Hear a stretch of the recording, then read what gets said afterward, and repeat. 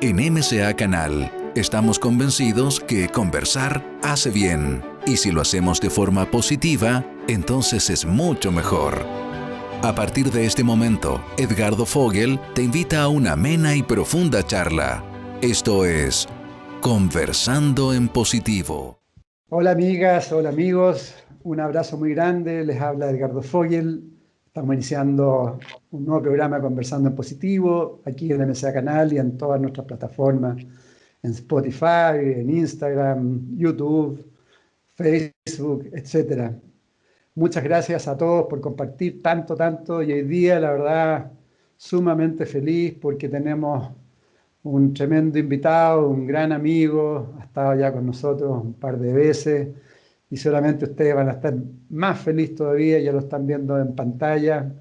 Él es Emilio Carrillo, que vamos hoy día a generar una nueva conversación para ir abriendo un poco más los ojos a todo lo que está sucediendo hoy, lo que está pasando en la vida, el desarrollo de conciencia y esta famosa pandemia que aún está por ahí dando vueltas.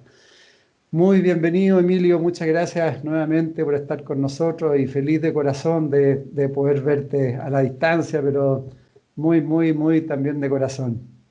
Muchas gracias, Edgardo. Igualmente, también muy feliz de compartir nuevamente contigo y al compartir contigo para compartir con todas las personas que te siguen, que es una maravillosa ventana la que tienes abierta al mundo en general y a América Latina en particular. Así que muchas gracias a ti, Edgardo. Siempre es un placer compartir contigo. No, gracias a ti y feliz.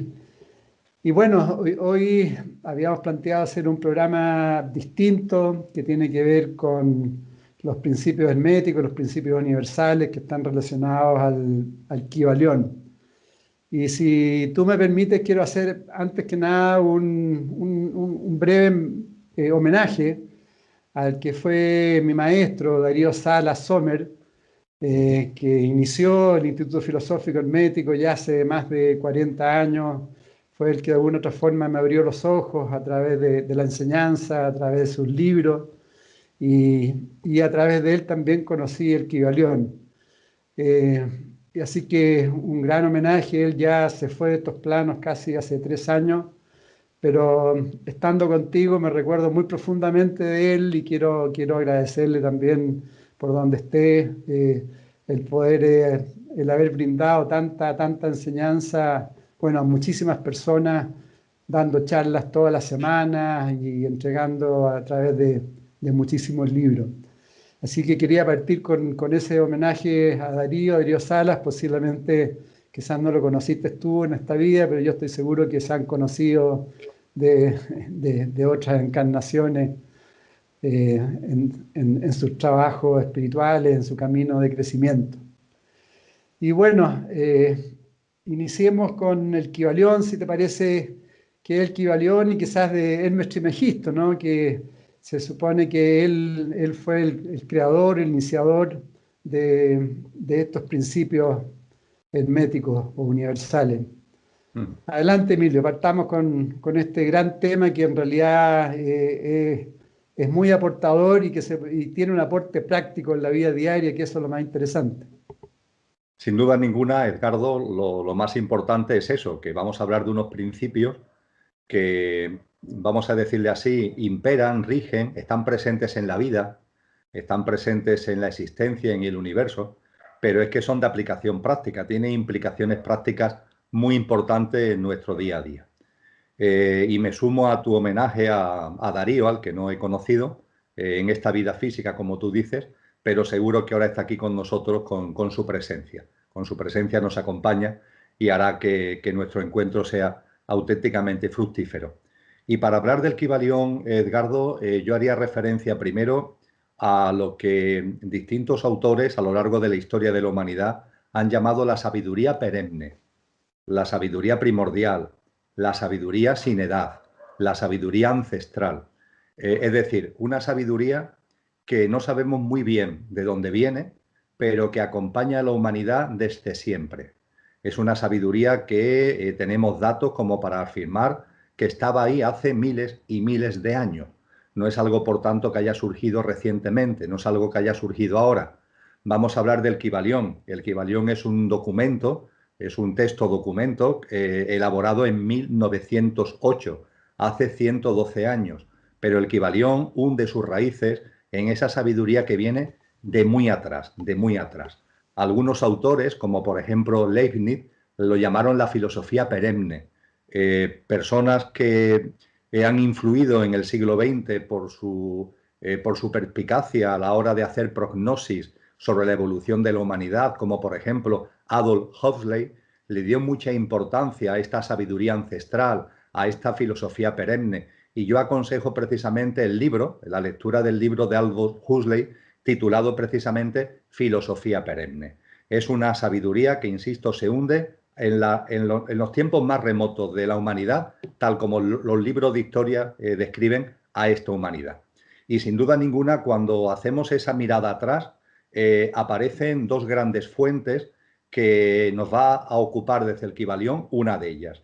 Las dos grandes fuentes son, por una parte, los textos védicos, los Vedas, los 4 Vedas, a los que se le atribuye una antigüedad no inferior a 4000 años y que dan lugar a toda la sabiduría, donde después procede no solamente el hinduismo, sino una serie de tradiciones espirituales orientales que hoy tienen una enorme influencia en la humanidad. Y tienen ahí su base, en esos textos védicos, en esos 4 grandes Vedas y sobre todo en el llamado Rig Veda, que contiene una sabiduría que después dio lugar a los Upanishads y una serie de textos que han ido marcando la evolución en conciencia de la humanidad. Y junto con esa fuente de los Vedas, una fuente que parece más modesta porque es más escueta, por así decir, pero su profundidad es enorme y tiene un enlace ya directo con los principios herméticos. Me estoy refiriendo a la tabla esmeralda, la tabla esmeralda. Cualquier persona interesada lo puede encontrar en internet y puede comprobar que la tabla esmeralda, en cuanto a su formulación, es enormemente sencilla. Son 13 principios básicos en los que a mí me gusta destacar fundamentalmente, para que nos hagamos una idea del contenido de esta tabla, me gusta destacar fundamentalmente el segundo y el octavo de esos grandes principios. Y en cuanto a su origen, no está datado, pero se le calcula también no menos de 3.500, 4.500 años, Edgardo. Y los dos principios de los 13 que quiero destacar, el segundo y el octavo, fíjate lo que dice y comprenderás cuando lo leas por qué hago colación a ello, lo saco a colación para hablar de los principios herméticos. Dice el principio segundo, el segundo postulado de la tabla esmeralda: lo que está más abajo es como lo que está arriba, y lo que está arriba es como lo que está abajo. Actúan para cumplir los prodigios del uno. Esto, como tú has percibido perfectamente, porque conoces bien los principios herméticos y el Kybalión, ya nos lleva directamente a un principio hermético fundamental, que es el principio de correspondencia, que, como veremos con tranquilidad en nuestro encuentro, habla precisamente de eso, de que lo que está arriba es como lo que está abajo es como lo que está arriba, y nos enseña a avanzar en una sabiduría a través de la analogía. Y el otro principio que quería destacar, el otro postulado de la tabla esmeralda, es el octavo, que comparte lo siguiente: usa tu mente por completo. En el conocimiento, Edgardo, de que la mente tiene dos grandes niveles.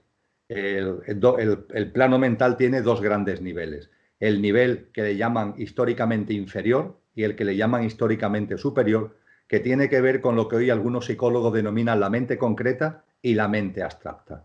Siendo el nivel inferior o mente concreta el nivel de nuestro plano mental que nos sirve para las cosas cotidianas del día a día, para lo rutinario y el sota, caballo y rey de lo material.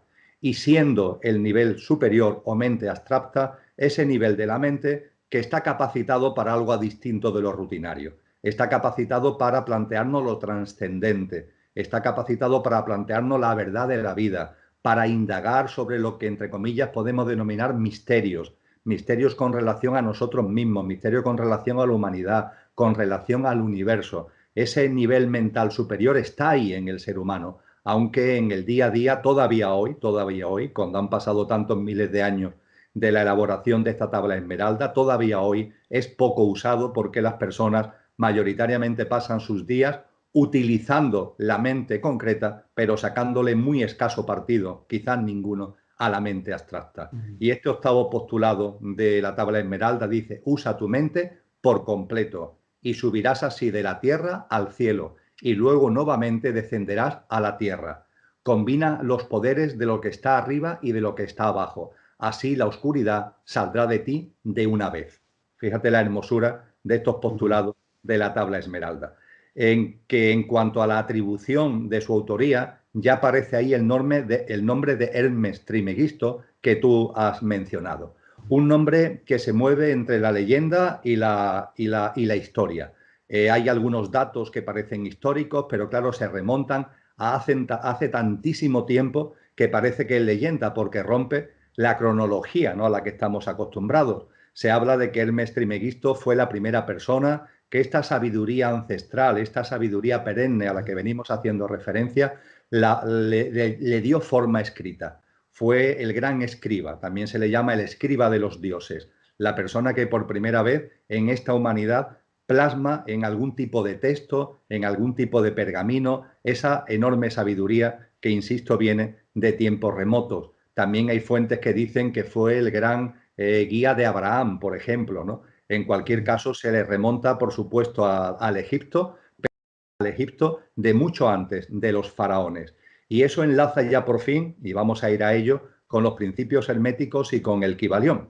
Que buscando algún tipo de reflexión, ¿no?, algún tipo de dato que nos pueda situar históricamente en cuanto a su procedencia, las aportaciones más interesantes las encontramos en Platón, y más concretamente en los distintos libros que denominamos los diálogos de Platón. Ahí Platón hace referencia a antiguas culturas. Ahí Platón hace referencia, por ejemplo, a la existencia de la Atlántida en su momento, y hace referencia en particular a la existencia de un templo en la localidad egipcia de Sais, donde él decía que se acumulaba un gran saber y una gran biblioteca configurada por textos que vienen de muy atrás, que él dice que se situaban 9.000 años antes de él, 9.000 años antes de su época, antes de Solón, dice concretamente Platón. Lo cual, claro, nos remonta, Edgardo, a hace 11.500 años, ¿no? Cosas que, insisto, rompen por completo nuestros esquemas.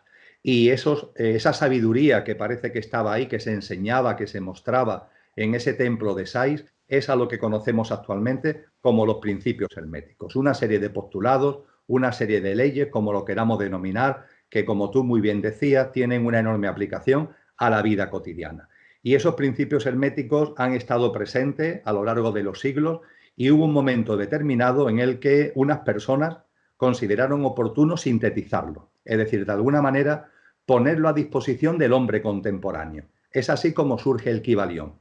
El Kybalión fue publicado por primera vez en el año, como comentaba antes, 1908, y recoge la esencia misma de los principios herméticos. Se centra fundamentalmente en 7, los principios herméticos son más de 7, pero el Kybalión se centra fundamentalmente en lo que los autores consideran los 7 principios básicos, los 7 principios esenciales, y como cosa curiosa, las 3 personas, porque sabemos que son 3, que de alguna forma sintetizan los principios herméticos en este texto con esa denominación tan curiosa del Kybalión, prefirieron mantenerse en el anonimato, con lo cual no tenemos un conocimiento cierto de quiénes fueron sus autores. Si indagamos, si nos paseamos por internet, si nos paseamos por la red, hay hipótesis, pero no hay una certeza sobre las personas que realizaron la redacción del Kybalión. Ellos firman, y cualquier persona que tenga el Kybalión en su casa porque lo haya comprado en una librería, o cualquier persona que se acerque para comprarlo en una librería, o cualquier persona que entre en internet y lo descargue de manera gratuita porque está en internet y en distintas versiones, puede ver que lo suscriben 3 iniciados. Estas personas se autodenominan a ellas de esta manera, 3 iniciados, y no hay más datos al respecto. Por lo que yo he podido indagar, por lo que yo he podido buscar, Edgardo, lo que sí es indudable es que el Kybalión adquiere una gran divulgación debido a la teosofía, lo cual no quiere decir que sus autores fueran del movimiento teosófico, pero sí es cierto que cuando el Kybalión se publica, las ramas teosóficas, las escuelas teosóficas de todo el mundo muy rápidamente lo hicieron suyo y muy rápidamente contribuyeron a su divulgación, lo cual no significa, habiendo servido la teosofía, las escuelas teosóficas, para hacer más público, más notorio la existencia del Kybalión, eso no significa que haya surgido en el ámbito teosófico. Parece que uno de los tres iniciados sí es una teósofa de renombre en aquella época, llamada Mabel Collins, una persona a la que yo he leído mucho, a la que admiro intensamente y que sus aportaciones de sabiduría, la verdad, es que cuando lees sus libros hay ahí una fragancia que tiene mucho que ver, en buena parte de ellos, con lo que es el Kybalión. Pero esta atribución de los tres iniciados, siendo uno de ellos Mabel Collins, no deja de estar con un interrogante. Sí es un hecho histórico que las escuelas de teosofía son las grandes divulgadoras en su momento de lo que es el Kybalión.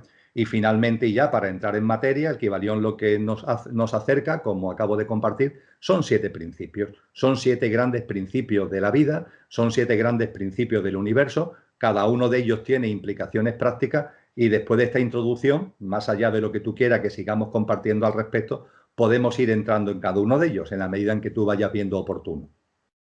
Perfecto, perfecto. Excelente resumen. Solo una acotación. Bueno, Hermes Trismegisto se dice que el 2 veces nacido también, que era un maestro de maestros, se planteaba, y que hay referencias de él en Grecia y en Egipto también. Y la otra acotación es que, bueno, de alguna forma también para ti fue muy importante en Uruguay cuando tomaste el libro en una librería y te subiste al avión y como que también te llegó esa información que te aportó mucho ya al proceso que tú tenías de desarrollo de conciencia. Bueno, el primer principio es todo es mente, es mental, dice. La energía mente se manifiesta en una escala infinita de vibraciones, denso, sutil, y bueno, ahí se van dando las combinaciones. El toda mente es infinito, eterno, inmutable e incognoscible, la esencia, el espíritu de Dios. El todo mente ha existido siempre y existirá siempre, lo absoluto que está más allá de la comprensión. Si quieres, tú vas profundizando en este principio que es tan potente, ¿no? Y que hay que explicarlo igual porque es bien importante. Perfecto, Edgardo. Y efectivamente, la mención que tú acabas de hacer en mi discurrir personal, la aparición del Kybalión marcó un antes y un después. Un antes y un después. Me gusta compartir brevemente que yo tuve un periodo de mi vida, los primeros 18 o 20 años, tanto 17 y 18 años, que fueron claramente dármicos, es decir, que estaba muy alineado con mi propósito de vida, con ese dharma profundo al que hace referencia el mundo espiritual oriental. Y a partir de los 18, 19, 20 años entré en un periodo que yo llamo el kármico, una serie de vivencias que me correspondían vivir en relaciones de causa y efecto, hablaremos de ello dentro de un momento, de vidas anteriores. Y volvió el Dharma a hacerse presente con protagonismo, dejando ya lo kármico atrás, cuando el Kybalión cayó en mis manos, que cayó en mis manos por pura casualidad. Ya sabemos que las casualidades no existen. Una mañana de febrero del año 2000 en la ciudad de Montevideo, donde después de terminar una reunión de trabajo en la Intendencia, me encaminaba hacia mi hotel para volver al día siguiente a España. Y bueno, pues compré una novela para entretenerme en las 24 horas que me quedaban en la preciosa ciudad de Montevideo, ir al mercado del pescado, tomarme los medio y medio tan típicos de Montevideo. Y digo, bueno, pues voy a coger una novela para leerla en el transcurso de este tiempo que tengo libre para mí, que en aquella época, con la vida tan estresante que llevaba, era una auténtica maravilla. Y no sé por qué, junto con esa novela, en la librería que entré, en la Avenida de la Independencia de Montevideo, compré un libro, que lo tengo aquí, en la librería, aquí siempre está muy cerquita mía, que lo que hay es una pirámide con un sol y unas figuras así como faraónicas, cosa que a mí, Edgardo, la verdad es que en aquella época no me decía absolutamente nada. O pensaba yo que no me decía absolutamente nada. Lo cierto es que lo compré, lo cierto es que lo compré. Y por una serie de tesituras, el libro que a lo mejor no lo iba a leer, no me enrollo más, terminé abriéndolo al día siguiente ya montado en el avión. Y cuando empecé a leerlo, ahí se abrió algo porque tuve la sensación de que ese libro no solamente es que lo había leído, sino que prácticamente casi me lo sabía de memoria. Me recordaba algunos textos de oposición que me había tenido que memorizar, la Constitución española, por ejemplo, que había tenido que memorizar en mi época de opositor, y me recordaba algo parecido. Digo, si esto yo me lo sé una vez que lo he abierto y empiezo a leerlo, soy capaz de decir lo que viene a continuación, y hacía la prueba y efectivamente había una enorme similitud entre lo que surgía de mi corazón y de mi mente y lo que me encontraba después ahí. Y eso me abrió a una realidad distinta, me obligó a plantearme nuevamente cosas. Empecé a escribir sobre el Kybalión, eso dio lugar después a un texto que tuvo como nombre Los Códigos Ocultos, que fue mi primer libro en materia de conciencia, y eso, yo tenía 42 años, fue en el año 2000, y eso abrió por completo una nueva fase dármica en mi vida, a la que le estoy enormemente agradecido y en la que intento mantenerme. Y dicho esto, el principio del mentalismo. El mentalismo, claro, es el primer principio que se postula en el Kybalión. Y yo creo que ahí, a mi modesto entender, Edgardo, se entremezclan dos cuestiones. Se entremezclan la existencia de lo absoluto, algo que siempre ha existido y siempre existirá, que tiene que ver con la causa primera, que decían, que hablaban de ella en la escuela pitagórica y en la escuela platónica, la causa primera, eso que no tiene causa que la cause y es causa de todo lo que viene después, ¿no? Y que, parafraseando a San Juan de la Cruz, ese gran místico cristiano, en un bello poema del siglo XVI, San Juan de la Cruz, en un estado de alta contemplación, de lo que en Oriente se llama Samadhi, San Juan de la Cruz comparte con nosotros una percepción y habla de eso que no tiene origen. Y parafraseando lo que San Juan de la Cruz dice al respecto, yo diría que subyace en todo el Kybalión y en este principio del mentalismo algo que podemos definir de la siguiente manera: aquello que no tiene origen es origen de todo lo que lo tiene y está presente e inmanente en todo lo originado. Aquello que no tiene origen es origen de todo lo que lo tiene y está presente e inmanente en todo lo originado. Por tanto, todo lo que existe procede de un mismo principio, por denominarlo de alguna forma. El nombre es lo de menos. Los hinduistas suelen llamarlo aquello. En las tradiciones espirituales también se lo ha llamado el absoluto o lo absoluto. Tiene que ver con lo que muchas personas coloquialmente denominan Dios, y el nombre es lo de menos, porque de hecho no tiene nombre. Lo que es nombrable, pero eso, aquello, lo que sea, es innombrable.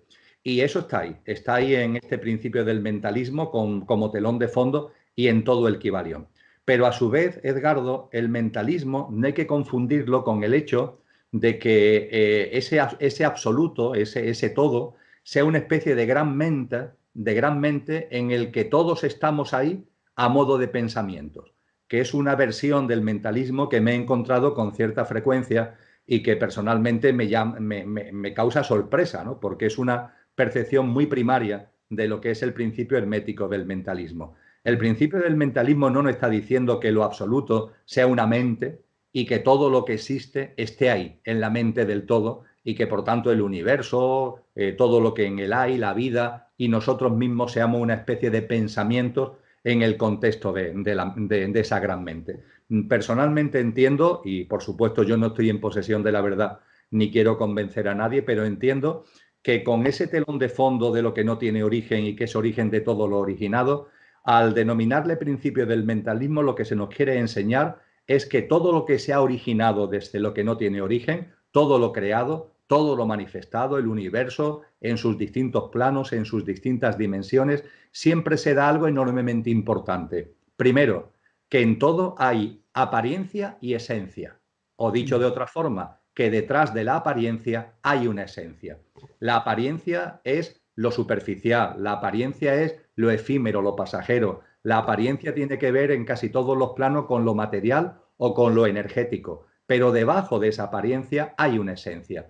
¿Y esa esencia cuál es? Precisamente la presencia inmanente. La esencia es la presencia inmanente de eso que no tiene origen y que está, como decíamos anteriormente, presente e inmanente en todo lo originado. Apariencia y esencia.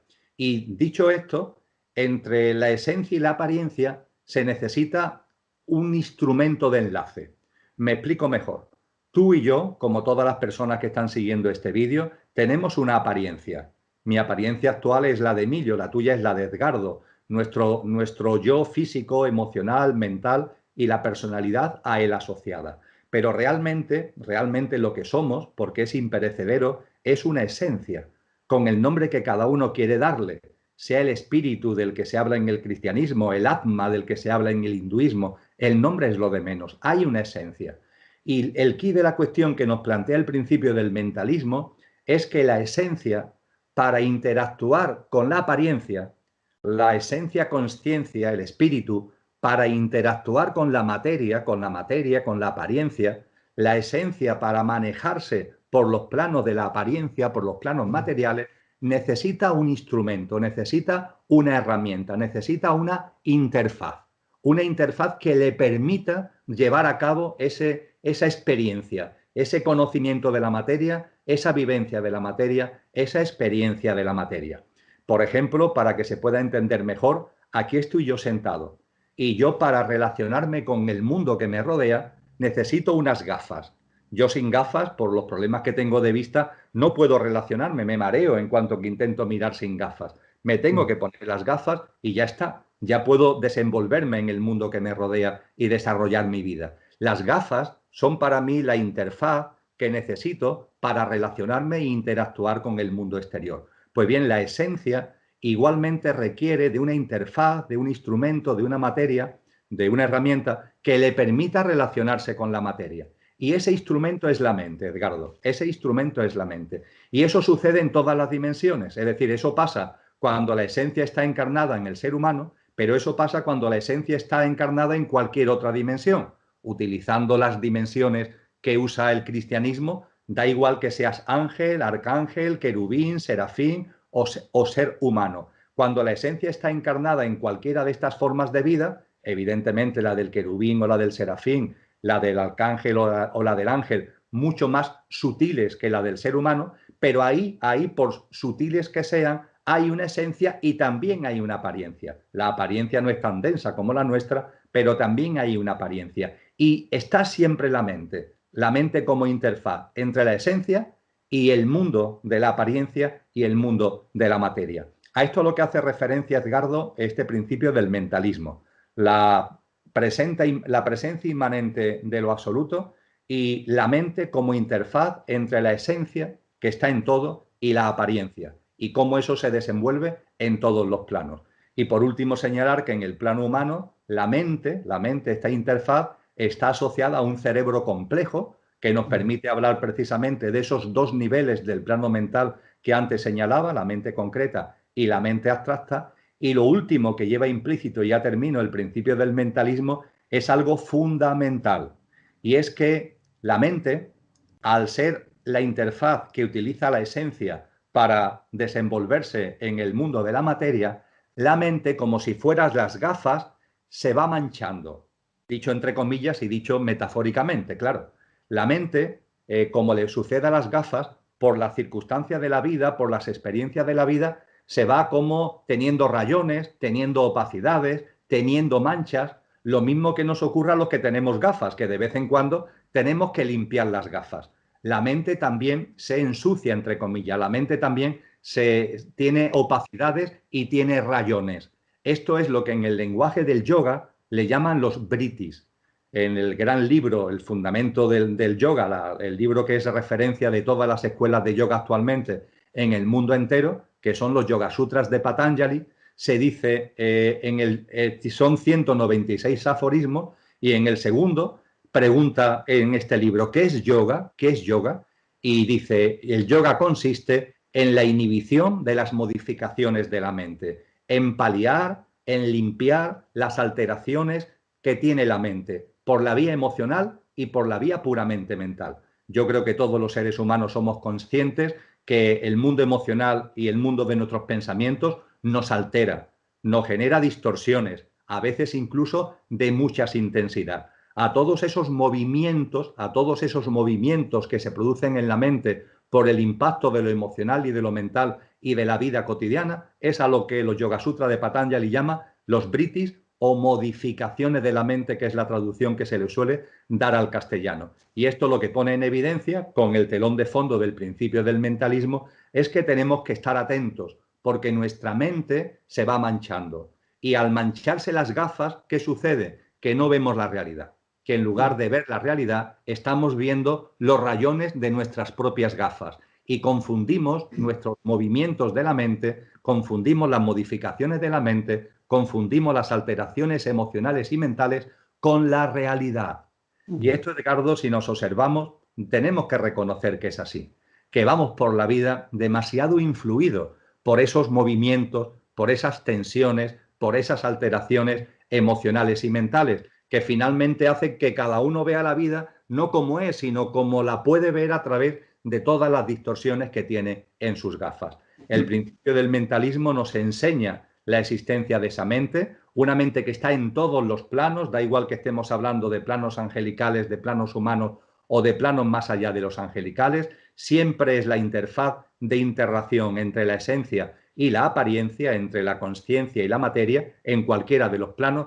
Y ojo, tenemos que estar muy atentos, porque en nuestra vida cotidiana esas alteraciones que se producen en la mente, esas modificaciones que se producen en la mente, nos impiden ver la realidad. Con lo que todas las tradiciones espirituales, con el yoga a la cabeza, ¿a qué nos enseñan? ¿Qué nos muestran? ¿Cómo calmar nuestro mundo emocional y mental? ¿Cómo inhibir esas modificaciones de la mente? Porque mientras que no inhibamos las modificaciones de la mente, repito, no estamos viendo la realidad, sino que estamos viendo una realidad alterada, tergiversada, interpretada por nuestras alteraciones emocionales y mentales. Fíjate, por tanto, Edgardo, la enorme profundidad que sería para estar hablando muchísimo tiempo, vamos, para dar cursos enteros, ¿no?, de duración de más de un año, que tiene este principio del mentalismo.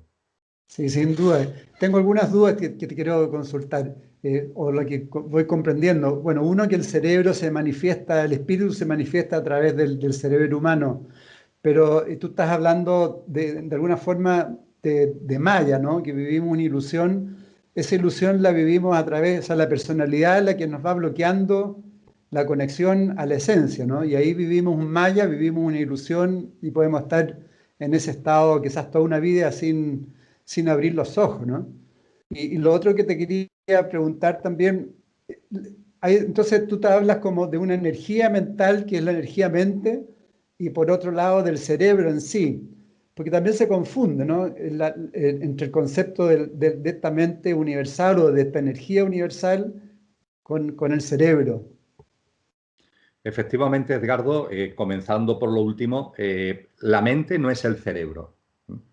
Es otro de los elementos claves del principio del mentalismo. La mente es una cosa, el cerebro es otra.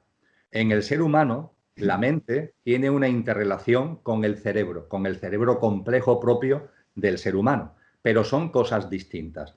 Para entenderlo, lo que las tradiciones antiguas nos han dicho al respecto, podemos usar un símil contemporáneo, usando un símil que tiene que ver con las tecnologías que estamos usando todos los días.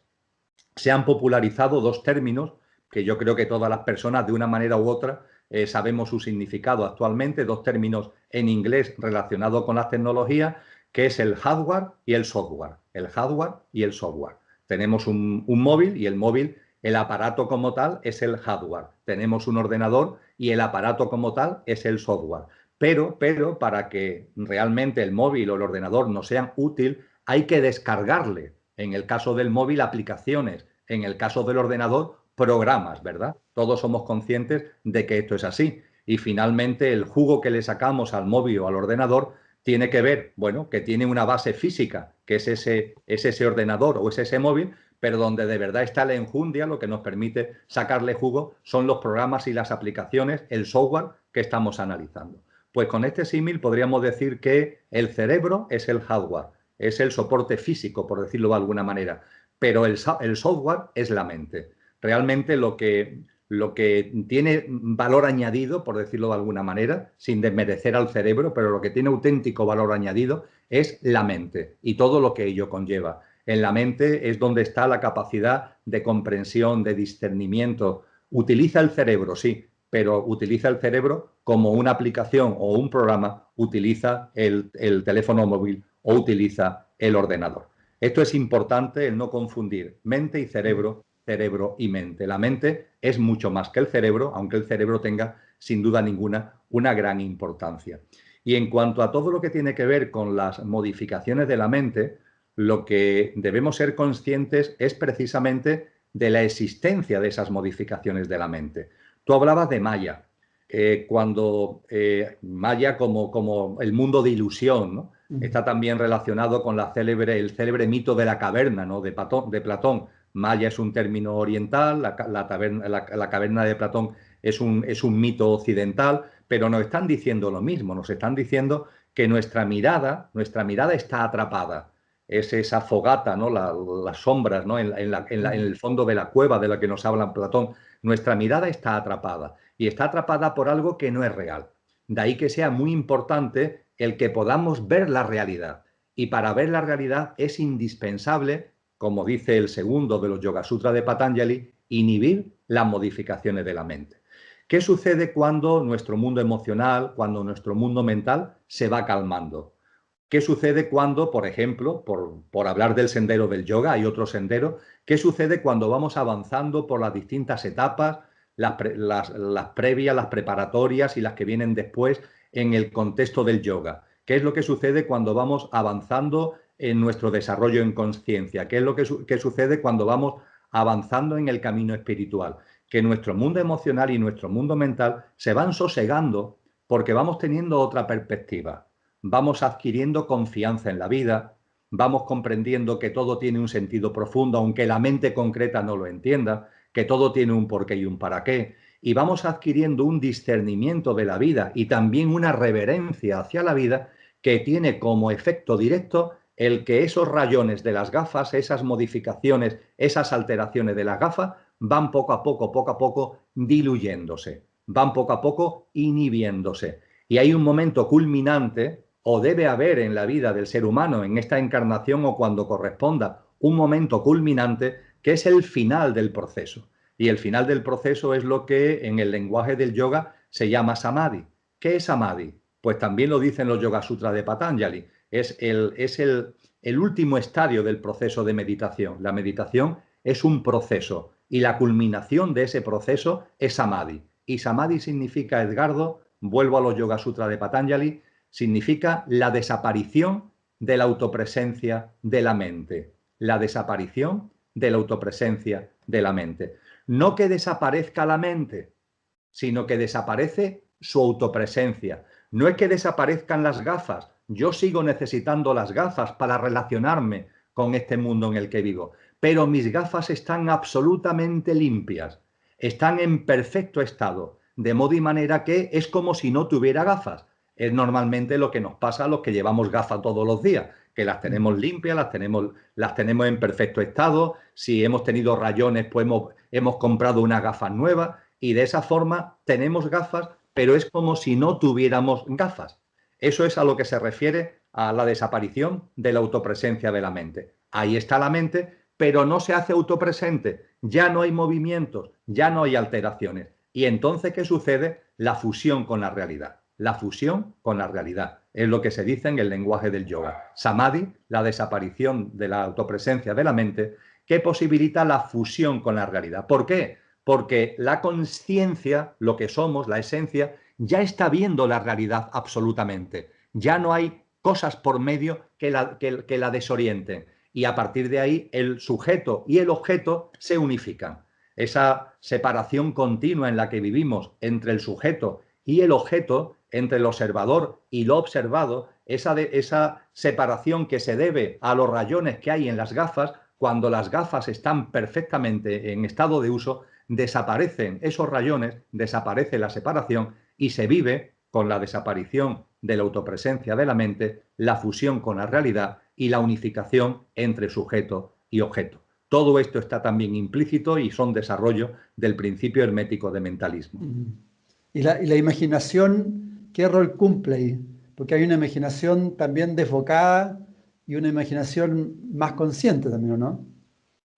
Claro, todo lo que son los procesos mentales depende del usuario. Es decir, el jugo que se le saca a un programa, el jugo que se le saca a una aplicación, Edgardo, depende del usuario, ¿verdad? Puede haber dos personas que tengan el mismo modelo de móvil y la misma aplicación, o el mismo modelo de ordenador y el mismo programa, y no todos le sacan el mismo jugo al programa. Tiene que ver con el estado de conciencia, del usuario. tiene que ver con el estado de conciencia de cada uno. Cada ser humano tiene su estado de conciencia, todos estamos en evolución y en ese proceso evolutivo cada cual tiene su estado de conciencia. Y el uso que hacemos tanto del hardware como del software, de esta interrelación completa entre la mente y el cerebro y la mente, depende finalmente de cada uno de nosotros.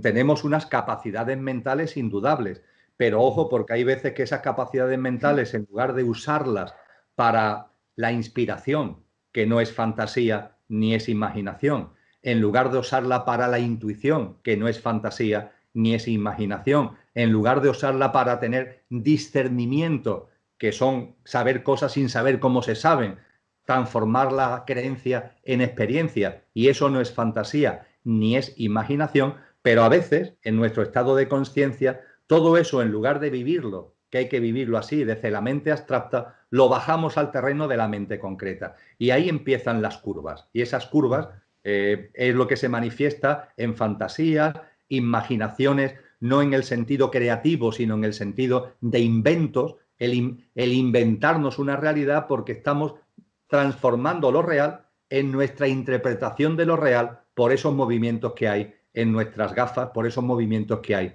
en nuestras mentes. Interesante, ¿eh? Qué potente ir profundizando en esto. Bueno, el segundo principio, tú ya lo planteaste un poquito al inicio, que es la correspondencia. Como arriba es abajo, como abajo es arriba. Pasamos entre lo denso y lo sutil, macrocosmo, microcosmo, etc. Bueno, es un principio también muy potente, muy profundo. Si quieres tú lo desarrollas más y vamos conversando sobre él. Este principio es más directo. Yo diría que bueno, es muy importante, sin ningún tipo de duda. Está ya en la tabla esmeralda, como veíamos anteriormente, pero es más directo. No tiene la enorme cantidad de implicaciones que tiene el principio de mentalismo, aunque sin ningún tipo de duda es muy trascendente. Lo primero es aprender a aplicar la analogía. De hecho, desde Platón, la analogía, a través de la deducción y a través de la inducción, a través de la inducción y a través de la deducción, se ha convertido en un eje del razonamiento humano. Eso estaba ya en estos principios herméticos. El saber que como es arriba es abajo, el como es abajo es arriba, te permite que a ti, si te ves abajo, te permite que a ti puedas deducir cosas de lo que hay arriba, porque lo que hay arriba analógicamente tiene relación contigo. Pero también, si te ves ahora por arriba, te sirve para comprender lo que está debajo. Es decir, nosotros nos podemos ver mirando hacia arriba, mirando a la madre tierra, mirando al sistema solar, mirando a la galaxia, mirando al universo con su 1 o 2 billones de galaxias. Entonces miramos hacia arriba. Pero también podemos mirar hacia abajo, porque cada ser humano tiene decenas de billones de células, y cada célula es un mundo, porque tiene 100.000 componentes de genes, tiene su núcleo, tiene su membrana. Es como una pequeña galaxia, al menos como un pequeño sistema solar. Y entonces tú puedes conociéndote a ti. Esto tiene que ver con el famoso principio del conócete a ti mismo, que hizo tan famosa la Grecia clásica. Conociéndote a ti, puedes deducir cosas hacia arriba y hacia abajo. Claro, tienes que conocerte a ti. Tú te sitúas en el centro porque eres lo que conoces, lo más inmediato, y a partir de ahí, por analogía, puedes indagar hacia arriba y puedes también deducir e indagar hacia abajo. Y esto hoy, Edgardo, se puede entender maravillosamente con las aportaciones de la ciencia, porque la ciencia nos plasma una realidad tanto en lo macro como en lo micro. En Internet hay distintos vídeos, no solamente hay uno, hay distintos vídeos donde esto se pone de manifiesto. Por ejemplo, hay una persona que está tumbada en el suelo en un parque y la cámara está enfocando la cara de la persona. Y esa cámara empieza a alejarse. Se ve la persona en el parque, después se ve la ciudad, después se ve toda la región, después se ve el país, después se ve el continente, ya ves la Tierra fuera de la Tierra, te sigues alejando y sales de la galaxia y llegas a los confines del universo. Y ahí se para la cámara. Y hay una foto. Y a partir de ahí empezamos con la moviola a acercarnos poco a poco por el universo, hacia la Vía Láctea, hacia el sistema solar, hacia la Tierra, hacia ese continente, hacia esa ciudad, hacia ese parque donde está la persona tumbada. Pero la cámara ahora se mete dentro del ojo de la persona. y empieza a meterse dentro de lo que es la materia, más allá de lo que son las partículas que no son esenciales, incluso ya dentro de las partículas esenciales, como pueden ser los fotones y los electrones, y se mete dentro, y llega a los quarks, y sigue metiéndose dentro, ¿no? Ahora lo veremos con el principio de vibración, y llega finalmente a una foto que cuando esa foto la paras y la haces, y la comparas con la de lo macro, son muy parecidas, son extremadamente parecidas. Es una plasmación preciosa de este principio hermético que se formuló cuando estas tecnologías no las teníamos a nuestro alcance, pero que con las tecnologías actuales puede ver que los confines del universo, la foto global del universo y en los mundos cuánticos, ¿no? Absolutamente cuánticos, subcuánticos, ¿no? de las partículas más pequeñas, los parecidos son realmente asombrosos, porque efectivamente lo que está arriba es como lo que está abajo, lo que está abajo es como lo que está arriba. Sí, bueno, aquí está lleno de ejemplos prácticos que uno puede ir aplicando. Por ejemplo, una frase bíblica también, no hagas a los otros lo que no quieres que te hagan a ti. Hay una correspondencia. Si uno actúa mal con otra persona, de otra forma va a recibir en correspondencia lo mismo. Qué sé yo, ejemplo también, si uno está muy, no sé, desordenado mentalmente, si uno ordena, por ejemplo, una pieza en forma muy rigurosa, etcétera, etcétera, de una forma por correspondencia también nuestra cabeza, nuestro cerebro se va a ir ordenando. Y así distintas aplicaciones, bueno, en el cuerpo físico también, ¿no? La reflexología, por ejemplo, en los pies están todos los órganos, ahí también se da la correspondencia. Eh, bueno, lo que tú dijiste, el conócete a ti mismo, el orden y caos también, que tiene que ver con el estado mental. Es decir, uno puede ir observando en el día a día todas esas correspondencias y ir de alguna forma trabajándolas, ¿no? Claro, fíjate que el Kybalión dice textualmente, las diferencias son de escala, las diferencias son de escala, pero todo guarda analogía, relación y afinidad. Cuando Sí. esto se comprende, la vida es otra, claro, la vida es otra.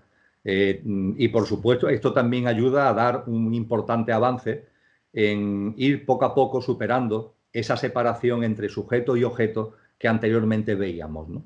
Mm. Nosotros, los seres humanos, hemos vivido, todavía una gran parte de la humanidad sigue viviendo muy identificada con el pequeño yo, con el yo. Y bueno, el yo es un éxito de la evolución. El que haya formas de vida como la humana que se perciben como yo, con autoconsciencia, eso es un éxito de la evolución.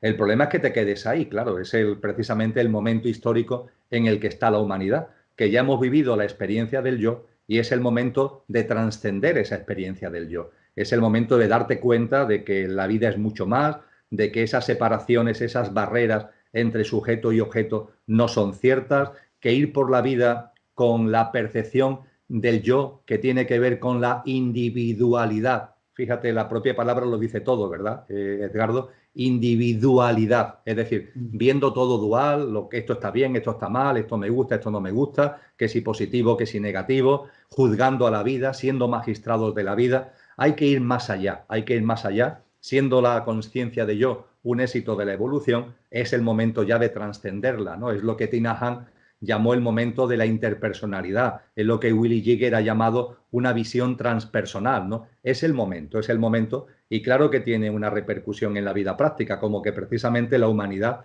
es el momento histórico que estamos viviendo, la necesidad en conciencia de dar un paso más, para empezar a comprender esas interrelaciones, que todo guarda analogía, que todo guarda relación, que todo guarda afinidad y que las diferencias son simplemente de escala. Sin duda, sin duda. También es importante, yo creo, acotar que están todos, en el fondo, todas estas leyes están todas interrelacionadas. No es que estén separadas una de otra. O sea, si hablamos, ahora vamos a hablar de vibración, tiene que ver con correspondencia, tiene que ver con la mente. Es decir, hay que ir integrando. Por ejemplo, un ejemplo, si uno firma un contrato, ahí hay también una correspondencia respecto a, y hay una causa y efecto. Ya el firmar tiene una consecuencia y si uno, por ejemplo, hay un ejemplo que si uno se divorcia pero no firma, igual queda ese compromiso ahí instalado, etcétera. O sea, hay muchas cosas que uno puede ir profundizando con las 7 leyes en conjunto y en ese sentido el principio de vibración Bueno, es súper potente, nada está inmóvil, todo se mueve, todo vibra. Es una materia mental, también puede ser una materia mental vibrando en infinitas frecuencias. Eh, Tú puedes desarrollarlo mucho más, el principio de vibración, todo vibra. Antes que nada, Edgardo, te agradezco que hayas puesto de manifiesto algo que es importante. Quizás por obvio no lo habíamos resaltado y te agradezco que tú lo hayas resaltado. Estos principios herméticos no son compartimentos estancos. Mm. Estamos hablando de 7 principios herméticos. Hay más que no están en el Kybalión, pero los principios herméticos, estos 7 o los que sean, están interrelacionados, lógicamente, y unos además se entienden mejor cuando comprenden los demás, ¿no? Se retroalimentan, están interrelacionados y se retroalimentan. Y con relación a la vibración, es absolutamente básico, Edgardo, porque así leído, tal como lo dice el Kybalión, es que todo vibra, ¿no? Y eso es un postulado que viene desde muy antiguo y que la física contemporánea confirma total y absolutamente. Antes hablábamos de que tenemos la capacidad de meternos en la materia. La ciencia ha aprendido, ha sabido y ha tenido la capacidad de meterse en la materia. Primero fue el descubrimiento del átomo. Después supimos que dentro del átomo hay partículas. Después supimos que dentro de las partículas que están en el átomo hay otras partículas. Empezamos a hablar de partículas elementales, de partículas esenciales, que en principio esas partículas elementales no son divisibles, pero entramos dentro de esas partículas y nos encontramos otras realidades. Hacía referencia hace unos minutos a los quarks. Pues bien, finalmente, cuando ahondamos, ¿dónde llegamos? Pues llegamos a lo que podemos decir coloquialmente que son unos puntos, obviamente unos micro puntos que vibran, Hay unos puntos vibratorios debajo de todo. Es decir, que la materia realmente no es sino vibración y todo vibra efectivamente. Ese es un postulado fundamental de la física moderna. De hecho, una de las teorías básicas de la física moderna para comprender la realidad es la denominada teoría de cuerdas. Y la teoría de cuerdas se denomina así precisamente como una metáfora de la vibración, porque las cuerdas es la metáfora de los puntos que vibran, porque la teoría de cuerdas efectivamente se ha dado cuenta y estudia y analiza que debajo de la materia lo que nos encontramos precisamente son puntos vibratorios, nos encontramos cuerdecitas, entre comillas, dicho coloquialmente, que es lo que da nombre a la teoría. Pero esto tiene una enorme importancia, es decir, esto no solamente es un hecho de decir, mira, pues ya sabemos que detrás de la materia lo que hay es vibración. Esto tiene muchas implicaciones, porque significa que lo que vemos como materia, realmente la única característica cierta de la materia, Edgardo, es que es insustancial. Y esto nos rompe los esquemas. ¿Cómo que la materia es insustancial? Sí, detrás de este sillón, cuando lo que hay son puntos que vibran. Y eso sí, es la frecuencia vibracional de esos puntos, lo que hace que exista la enorme diversidad que observamos en nosotros mismos, en la vida, en el mundo y en el universo. Esa vibración, todo vibra, pero no todo vibra con la misma frecuencia vibracional. Todo vibra, pero no todo vibra con la misma frecuencia vibracional. Las gamas vibracionales, las gamas de vibración son de una enorme diferencia, son de una enorme diversidad. De hecho, la apariencia es de una enorme diversidad, lo que hemos llamado apariencia, materia, me da igual que sea materia oscura que también habla la ciencia, todo eso no es ni más ni menos que apariencia que se manifiesta de una manera o de otra en función de la frecuencia vibracional, de las frecuencias vibracionales que subyacen en ello. Y esto a su vez, por último, nos lleva al trasfondo de estas tradiciones, Edgardo, que ponen de manifiesto que todo lo creado procede precisamente de una fluctuación vibracional, cosa que también se está acercando a la ciencia actualmente, porque la ciencia, que ha estado instalada en la teoría del Big Bang durante mucho tiempo como origen del universo, la ciencia contemporánea empieza a percibir que, dicho de una forma muy directa, antes del Big Bang hubo algo. El Big Bang es la consecuencia de algo, pero no es el mismo origen, es la consecuencia de algo, es el efecto de algo. Y cada vez son más los autores que hacen referencia a una fluctuación de un vacío primordial, de un vacío original, un vacío primordial del que nos hablan las tradiciones espirituales con las que los principios herméticos van de la mano, porque esas tradiciones espirituales orientales nos hablan precisamente de un vacío primordial, de algo que siendo nada, sin embargo es algo, siendo nada, sin embargo es algo. Y en esa nada, que es algo, como el cero que contiene todos los números en perfecto equilibrio, porque en el cero está el +1 y el -1, el -2 y el +2, el 3 y el -3, el -1 cuatrillón y +1 cuatrillón. El cero es igual a todos esos números, es una nada que sin embargo es plena, es el vacío plenum del que también nos han hablado muchos filósofos, es de ese vacío plenum de donde en un movimiento vibratorio todo se origina. Es lo que en el ámbito oriental llaman la emanación y es lo que desde el punto de vista científico algunos autores están llamando la fluctuación del vacío. Y eso es un movimiento vibracional y las escuelas antiguas lo han descrito muy bellamente con un símil que creo que ayuda a entenderlo muy bien. El símil es la voz del silencio, la voz del silencio. Hay un precioso libro de finales del siglo XIX, creo que de 1891, de Elena Blavatsky, que se titula precisamente así, La voz del silencio. ¿Qué es la voz del silencio? El silencio es lo primigenio. El silencio es la manera que nosotros coloquialmente, para entendernos, podemos denominar a lo absoluto, un estado de quietud, un estado de absoluto silencio, de absoluto equilibrio, de absoluta armonía.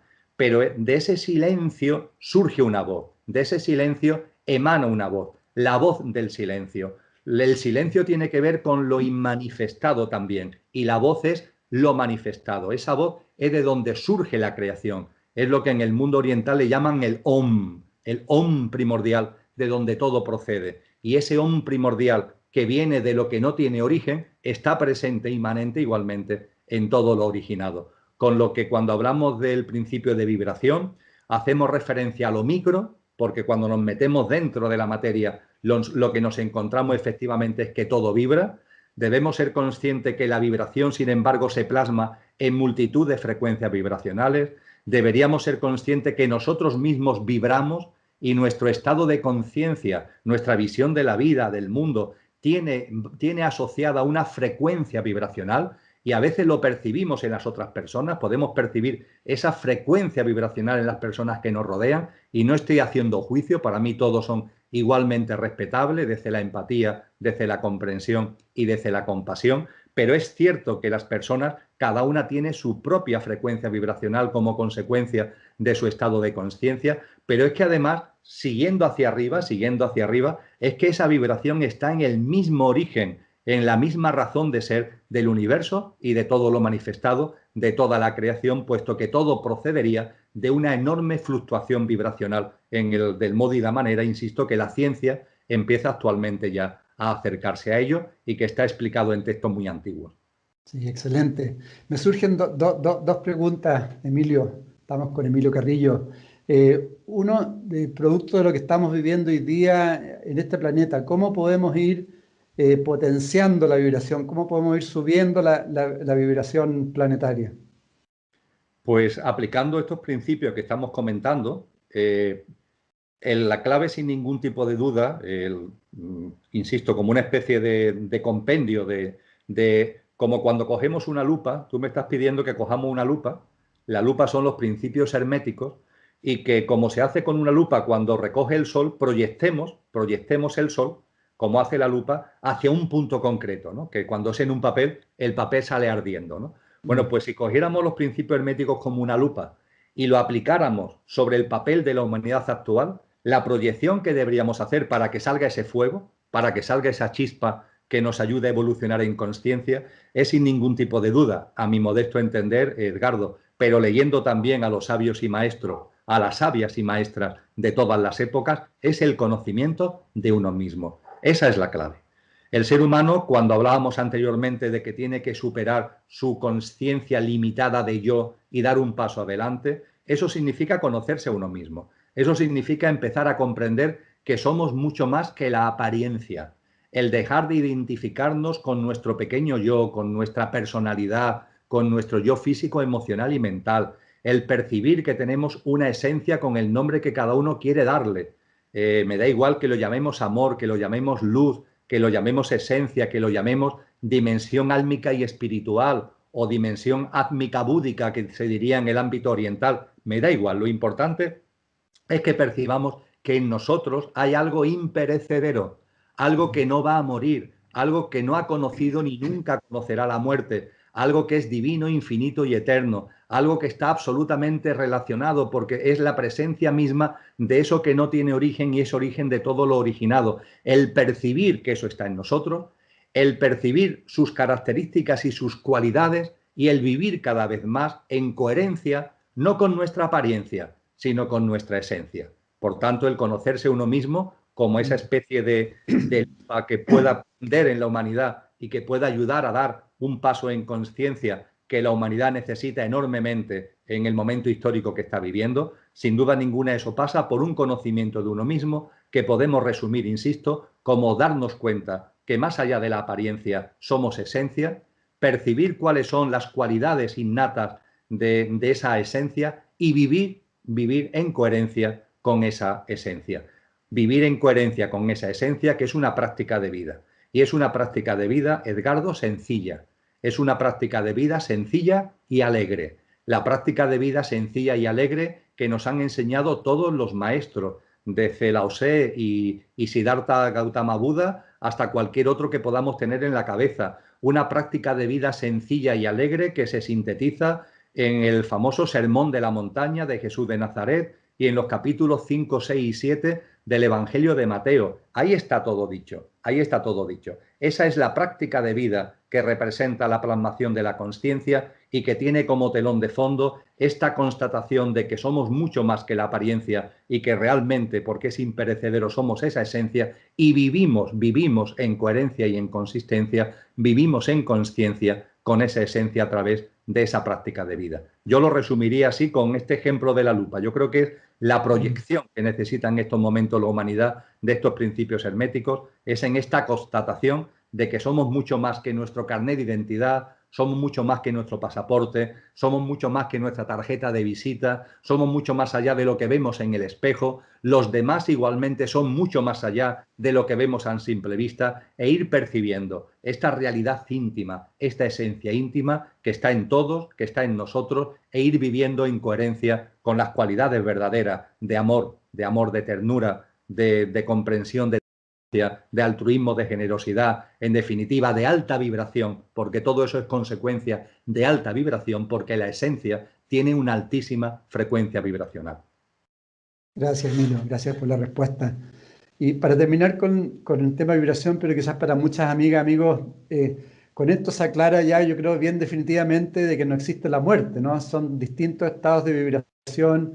Cuando se habla de diversas dimensiones, las dimensiones son estados vibracionales, frecuencias vibracionales, ¿no?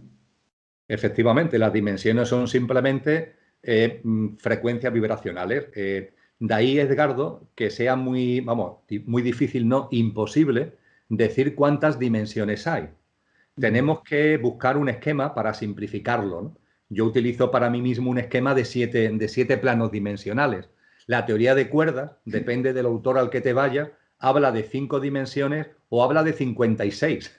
Fíjate las diferencias, ¿no? Cada dimensión, que es una gama vibracional, yo qué sé, de 0 a 10, de 10 a 20, de 20 a 30, de 30 a 40, de 40 a 50, medidos en frecuencia vibracional, en intensidad vibracional. Pero claro, ¿cuántas dimensiones hay? Es como si yo te regalo un queso y te digo, Edgardo, ¿cuántas lonchas tiene el queso? Tú me mirás sorprendido, ¿no? Pues mira, sí. Emilio, dependerá de cómo corte las lonchas, ¿no? Porque si las corto muy gruesas, habrá menos conchas que si las corto muy finas, que habrá muchas conchas, ¿verdad? Pues claro, si en lugar de agrupar las frecuencias vibracionales de 0 a 10, de 10 a 20, de 20 a 30, de 30 a 40, las agrupo de 0 a 100, de 100 a 200, de 200 a 300, o de 0 a 1000, de 1000 a 2000, de 2000 a 3000, o de 0 a 10.000, de 10.000 a 20.000, de 20.000 a 30.000, obviamente en función de la gordura, vibracionalmente hablando, de gama vibracional, pues habrá más o menos dimensiones. Pero efectivamente lo importante es que independientemente de que hablemos de una u otra dimensión, las diferencias están precisamente ahí, en la frecuencia vibracional. todo vibra y las diferencias están en la gradación de la frecuencia vibracional. Y tú cuando estuviste en coma, yo creo que sentiste, porque así lo transmite, ese estado vibracional distinto sin el cuerpo físico, ¿no? Claro, dicen las tradiciones antiguas que cuando nuestro cuerpo sale, en el momento del fallecimiento físico, hay un periodo de tránsito hacia el plano de luz. Ese periodo de tránsito tiene que ver con el plano astral, que tiene una vibración bastante más sutil que el plano físico, aunque dentro del plano astral hay distintas, muy distintas frecuencias vibracionales. De hecho, hay autores que han hablado del bajo astral, del alto astral, y ese astral inferior o ese astral superior tiene que ver con distintas gamas vibracionales dentro del plano astral. Y nos encaminamos, después haciendo el tránsito, pasando el plano astral, nos encaminamos al plano de luz, que está más relacionado con el plano mental. Y el plano de luz es una dimensión absolutamente inefable, ¿no? Que cuando estamos aquí encarnados nos resulta difícil recordar, y es donde la frecuencia vibracional es tan elevada, al no tener envoltura física, es donde nuestra esencia, nuestra dimensión álmica y espiritual, por utilizar la terminología cristiana, está ya sin ningún tipo de envolvimiento físico, y eso le permite vivir en un plano donde las frecuencias vibracionales hacen que todo cambie. ¿Hay leyes, algún tipo de leyes, de principios en ese plano de luz? Claro que sí. También hay unas leyes y unos principios en el plano de luz. También los principios herméticos tienen su juego en ese plano de luz, pero todo en un contexto relativamente distinto. Por poner un ejemplo, ¿hay tiempo en el plano de luz? Bueno, hay tiempo, hay una percepción de tiempo, pero es tan enormemente distinta porque en la percepción de tiempo que se tiene en el plano de luz tiene mucho más que ver con la instantaneidad que con el tiempo lineal que vivimos aquí en el plano físico. Perfecto. Bueno, el cuarto es la polaridad. Todo es doble, todo tiene dos polos, todo su par de opuestos. Los semejantes y los antagónicos son lo mismo. Los opuestos son idénticos en naturaleza, pero diferentes en grado. Los extremos se tocan, todas las verdades son medias verdades. Todas las paradojas pueden reconciliarse. El principio de polaridad es un principio que sus plasmaciones prácticas inmediatas son inmensas, Edgardo. Por un lado, lo que tenemos que entender es primero es el fondo del principio. Lo que nos dice el principio es que los extremos polares son diferentes. Claro que son diferentes, como que son extremos polares, pero forman parte de un mismo fenómeno. Esto se nos suele olvidar. El ejemplo más sencillo es el frío y el calor y el frío. Antes de comenzar este encuentro decíamos que tú ahí en Chile os vais encaminando hacia el calor, hacia el verano, poco a poco. Nosotros donde yo vivo, aquí en Andalucía, estamos ya empezando el tránsito del otoño hacia el invierno, hacia el frío. Frío y calor y frío. Son dos extremos polares, sí, pero forman parte de un mismo fenómeno. Coloquialmente podríamos denominarle, Edgardo, la temperatura, pero usando una terminología científica es energía cinética. Energía cinética que cuando las partículas se mueven con rapidez, hablamos de calor. Y cuando las partículas van más lentas o tienen un estado estático, hablamos de frío. Frío y calor son dos estados muy distintos, pero los dos son energía cinética, que la diferencia está en que se mueve con mayor o menor rapidez. Creo que esto aclara el significado profundo del principio de polaridad. Hay extremos polares, pero como se dice en un refrán castizo, los extremos se tocan porque forman parte de un mismo fenómeno. A partir de ahí esto tiene plasmaciones prácticas inmediatas. Como sería para hablar mucho, voy a hablar fundamentalmente de dos, Edgardo, fundamentalmente de dos. Primero, lo que se llama la polarización. Se habla de ello en el Kybalión, la polarización. ¿Eso qué significa? Que este principio de polaridad puede usarlo para calmarte, para serenarte. Por ejemplo, cuando ha habido algo en tu vida que te ha enfadado, que te ha sacado de quicio, que te ha metido en un estado de cólera, el principio de polarización te dice que traigas a tu pensamiento algo que te aporte paz. Un paisaje, una persona que te aporte paz. Y tú verás como el pensar en esa persona, en esa situación, en esa circunstancia, en ese paisaje, curiosamente va a contribuir a que se mengue tu enfado, a que se mengue tu cólera.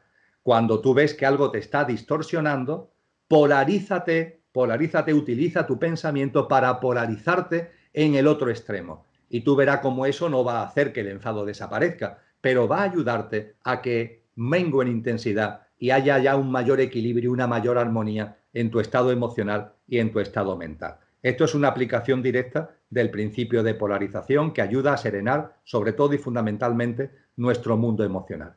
Y otra aplicación directa es el ser consciente cuando nos movemos por la vida de que queremos cosas que tienen su extremo polar y que al querer una cosa estás trayendo a tu vida no solamente eso, sino también su extremo polar. Sucede, por ejemplo, Edgardo, en el mundo emocional lo que se suele llamar amor. El amor, a lo que la mayoría de las veces llamamos amor, no es amor. No es algo que tenga que ver con una conexión desde el alma, no es algo que tenga que ver con una conexión álmica profunda. Es simplemente un movimiento emocional, es una emoción, es el amor emocional. Es el enamoramiento que forzosamente además es pasajero, forzosamente no puede durar demasiado tiempo. Decían antes que duran 2 años, los psicólogos actualmente dicen que duran unas pocas semanas. Yo no sé cuánto durará el enamoramiento emocional, pero sé que es algo pasajero porque pertenece al mundo efímero de las emociones. Cuando 2 personas se encuentran y ese encuentro se produce más allá de lo emocional y es un encuentro verdadero, es un encuentro íntimo, es un encuentro profundo, que está mucho más relacionado con la esencia, con lo álmico que con la apariencia, ahí surge un amor que puede durar de por vida, pero no el amor emocional. Entonces, cuando nos enamoramos emocionalmente, debemos ser conscientes que el amor emocional tiene un polo opuesto, que es el odio. El amor emocional tiene un extremo polar, que es el odio. Y cuando una persona trae a su vida el amor emocional, también está trayendo el odio. Es como si tú compras un bastón porque te gusta la empuñadura del bastón, ¿vale? Tú compras el bastón porque te gusta la empuñadura del bastón, pero te traes a tu casa el bastón entero. Te traes la empuñadura y también te traes la punta. Y ojo, porque ahora estás viendo la empuñadura, pero puede haber circunstancias que le den la vuelta al bastón y te termines clavando la punta del bastón en el ojo, dicho sea metafóricamente, ¿no? Esto explica, Edgardo, que los amigos que tengo, amigos y amigas, que son abogados en lo que aquí llamamos los juzgados de familia, aquí en España, y que llevan causas de separación y causas de divorcio entre parejas, me dicen, Emilio, no logro entenderlo cómo es posible. Que lo que me encuentro en el ejercicio de mi profesión, lo que me encuentro con mucha frecuencia, es que personas que se han querido, porque se han querido, y han tenido incluso un proyecto en común, ahora pueden odiarse tanto, que se están sacando los ojos, dicho también sea metafóricamente, se están sacando los ojos en los juzgados. Es tremendo, ¿no? No me dejo de sorprender, me dicen estos amigos y amigas que ejercen la abogacía en este ámbito, no me dejo de sorprender cómo desde el amor se puede pasar al odio. Y yo entonces aprovecho y le explico brevemente este principio de polaridad, porque es que amor y odio forman, el amor emocional, el odio emocional, son extremos polares del mismo fenómeno. Y puede haber circunstancias en la vida, puede ser que sí o puede ser que no, pero puede haber circunstancias en la vida que le den la vuelta al bastón. Estos son aplicaciones prácticas directísimas de este hermosísimo principio de polaridad. Sí, excelente. Bueno, está más cerca el 100 del 0 que del 50, porque están en el círculo. Entonces es más fácil poder hacer el cambio ahí, ¿no? Ahí hay un tema que también tiene que ver con concepto de transmutación mental. Por ejemplo, la salud con la enfermedad, que son del mismo rango, digamos. También se podría hacer ese cambio, ¿no? De transmutación. Cuando hemos hablado de la polarización, de traer a tu pensamiento el extremo polar distinto al que estás viviendo, porque el extremo polar que estás viviendo te está desarmonizando, te está desequilibrando, cuando una persona está enferma, efectivamente también se puede aplicar esa transmutación trayendo a tu vida la salud, trayendo a tu vida la salud como una reflexión íntima, trayendo a tu vida la salud como un enfoque, como un objeto mental en lo que te concentras tu estado de salud. Eso contribuye, en algunos casos contribuye incluso a superar la propia enfermedad. No obstante, hay que tener en cuenta, Edgardo, que las enfermedades también tienen un porqué y un para qué, ¿no? También tienen un sentido profundo. Más allá de las imprudencias, porque las enfermedades que derivan de las imprudencias, hace frío y no te abrigas, ahí no hay ningún sentido profundo que buscar, salvo que eres tonto, ¿no? Pero hay muchas enfermedades que sí tienen un sentido profundo Y ese sentido profundo hay que vivirlo. Las enfermedades tienen un mensaje y ese mensaje hay que sacarle jugo y no te lo puedes quitar de en medio transmutando, ¿no? Ahí no, la transmutación no da juego. Pero es verdad que en otros casos, incluso ya cuando la enfermedad le va sacando ya el jugo, ya el mensaje que te ha traído, lo que ha aportado a tu vida, los cambios que en tu vida el propio proceso de enfermedad ha propiciado, cuando vas avanzando en eso, el transmutar la enfermedad en salud se hace muchísimo más sencillo. Y ahora uno podría superar esta dualidad, esta polaridad, llegando a un nivel de comprender las causas originales y llegar a un nivel más neutro. ¿Es posible hacer eso? Claro, lo que es posible es, como tú dices muy bien, es situarte en el justo medio, ¿no? Que decía Aristóteles. Sitúate en el justo medio. En el caso del ser humano somos apariencia y esencia. También lo podemos ver como extremos polares, ¿no? La esencia de altísima vibración, la apariencia, nuestra densidad de baja vibración.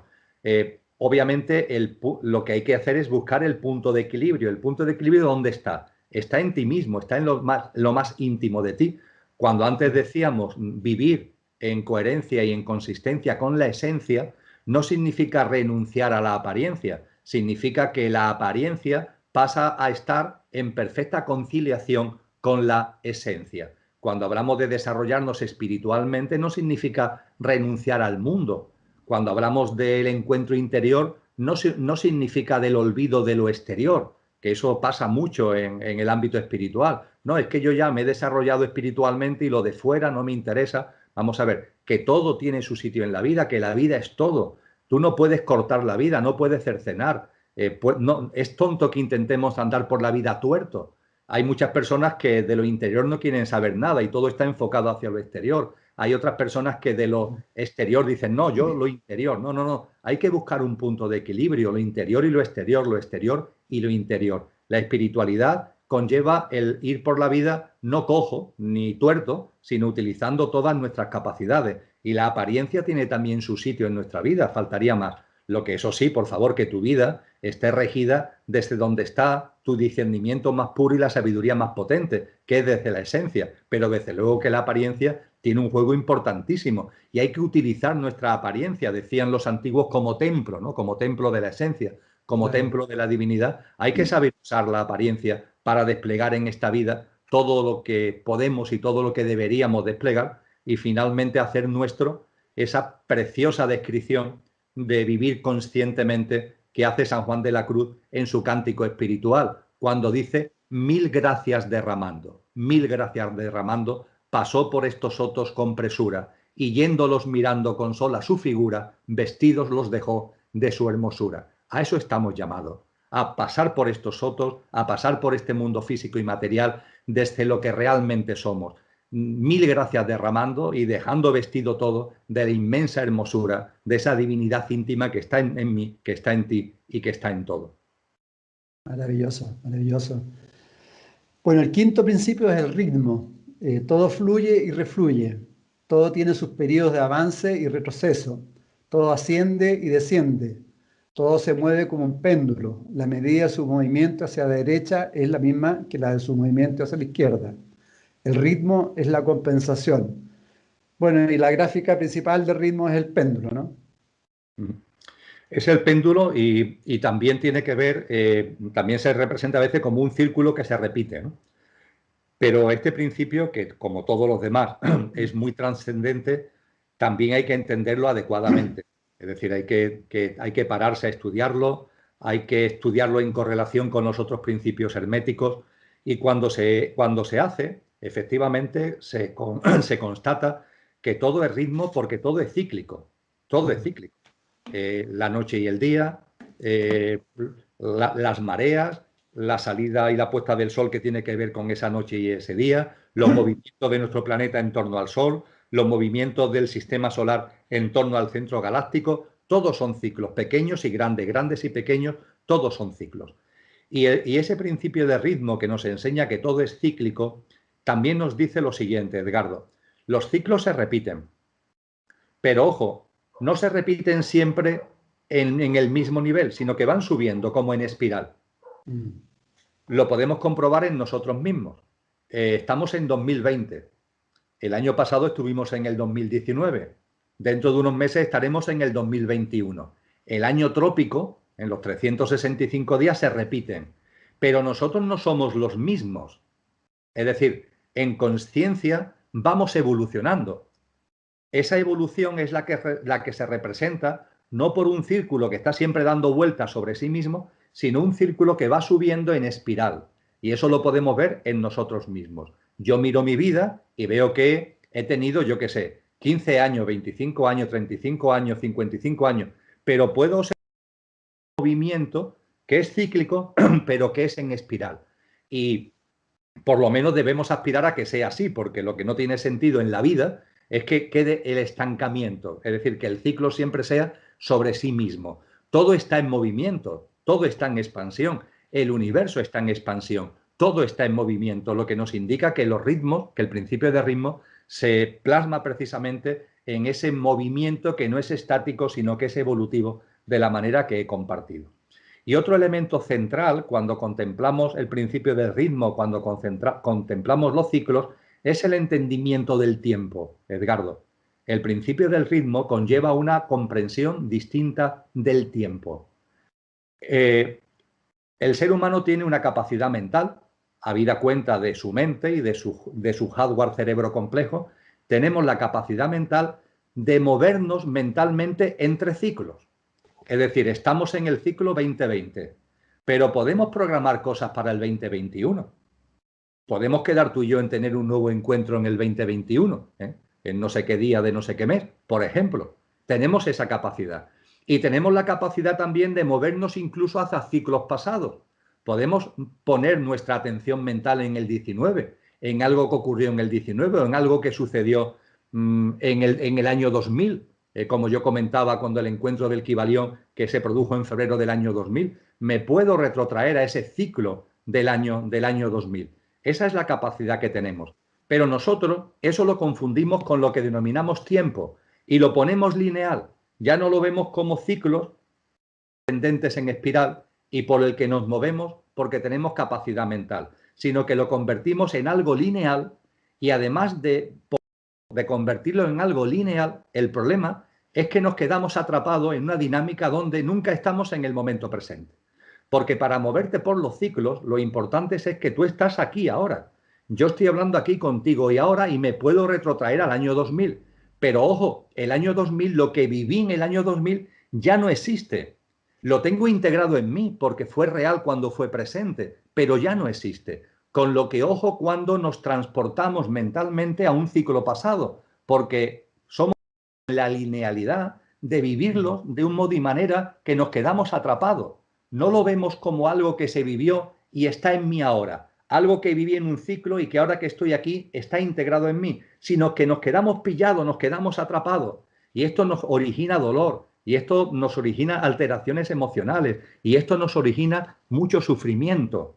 Es lo que es la memoria cuando la usamos no como la auténtica capacidad mental, sino como una especie de látigo masoquista con la que nos fustigamos a nosotros mismos. Y cuando hablamos de la evolución de los ciclos y nos ponemos en un ciclo futuro, no confundamos esto con posponer las cosas para mañana. No confundamos esto con, en lugar de estar en el momento presente, percibiendo lo que vivo en el momento presente, percibiendo lo que siento en el momento presente y actuando en coherencia con lo que siento en el momento presente, que esto es lo que nos enseña el principio de ritmo. En cambio, cuando lo trastocamos y empezamos a hablar de pasado y empezamos a hablar de futuro, ¿qué es lo que hacemos? Que decimos, no voy a hacer hoy lo que percibo que tengo que hacer, lo voy a dejar para mañana. Y ese mañana es cuando pase esto, cuando pase aquello, sí, Emilio, lo voy a hacer, pero espérate que la realidad es que hay miedo en el momento presente, hay miedo para hacer determinadas cosas. Y eso no pasa nada. Oye, tenemos miedo, a veces tenemos miedo de hacer ahora lo que sentimos que tenemos que hacer. Pero llámalo, por favor, por su nombre. No lo llames mañana, que empieza también por M, pero es una forma de ocultar el miedo. Porque si reconoces que tienes miedo a hacer lo que sientes, a hacer lo que percibes, el reconocimiento de algo contribuye a que se vaya diluyendo. Pero si lo metes en un cajón y te autoengañas diciendo, no, yo no tengo miedo, es que lo voy a hacer mañana. De esa forma, ese miedo queda ahí enquistado y va a estar toda tu vida como una piedra, como una losa, que va a impedir tu camino y va a dificultar tu evolución. Cuando entendemos los ciclos, la clave está en vivir el momento presente, estar muy situados en el aquí y ahora y utilizar esa maravillosa capacidad mental que tenemos para navegar hacia atrás o navegar hacia adelante, pero no para quedarnos pillados ni en lo que pasó, ni autoengañarnos con lo que va a pasar mañana, sino para integrar en nuestra vida cotidiana lo que puede ser, por ejemplo, el quedar contigo dentro de un tiempo para volvernos a ver, o el programar un viaje o las 1000 cosas de nuestra vida cotidiana.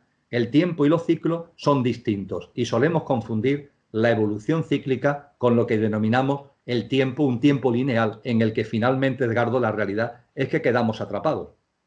Sí, toda la razón. Y tú también explicas en las conferencias que has dado respecto a las civilizaciones que aquí también se da en el ritmo. O sea, las civilizaciones llegan a una cumbre y después llegan a la destrucción, aparece otra, y eso es lo que está sucediendo en estos tiempos, ¿no? Bueno, no solamente las civilizaciones, sino las humanidades, Edgardo. Claro. Puede parecer una locura, pero esta humanidad no es la primera, ha habido otras humanidades.